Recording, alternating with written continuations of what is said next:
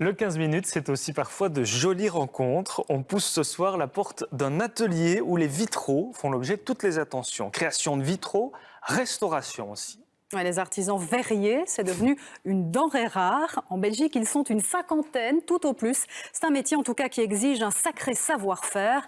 Nathalie Massard a pu se glisser dans les coulisses de 2 ateliers. Luminaires, miroirs, auvents, des objets de déco aux pièces les plus monumentales. Depuis 20 ans, cet artisan fait surgir du verre les plus beaux vitraux. Le bruit que vous entendez là, on appelle ça le chant du verre. On dit que le verre chante. C'est un des premiers signes de la coupe. Ensuite, il y a la couleur. Hein, c'est une griffe légère en surface. Ensuite, il y a les coups. Et voilà. Mais avant de découper, il faut penser style, forme, fonction, couleur, puis passer au dessin et à la création proprement dite du vitrail. Une fois que les verres sont coupés, on peut commencer la mise en plomb. Et donc chaque pièce a une place sur le calque. On vient les placer ici pour ensuite les mettre en plomb. Ça, c'est le plomb qu'on va utiliser. Vous voyez que le plomb est très souple. On peut lui donner des formes. Mais c'est un métal qui est assez solide pour pouvoir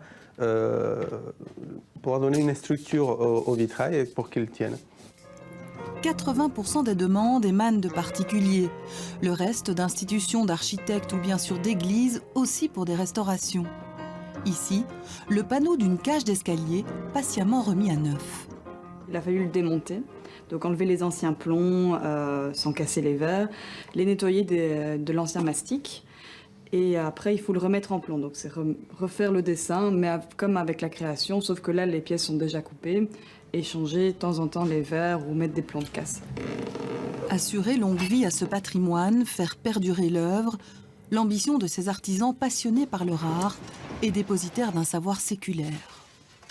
Et le verre est un peu magique, c'est la couleur, le verre, mais aussi la transparence, la lumière qui fait que c'est une matière à part. On voit des lignes.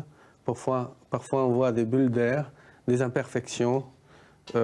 Si on voit au niveau de l'épaisseur, c'est pas du tout régulier, c'est ondulé. Et donc ici, on est clairement devant un verre fabriqué de manière artisanale. Ouais. C'est plus gai à travailler pour vous, ce verre-là?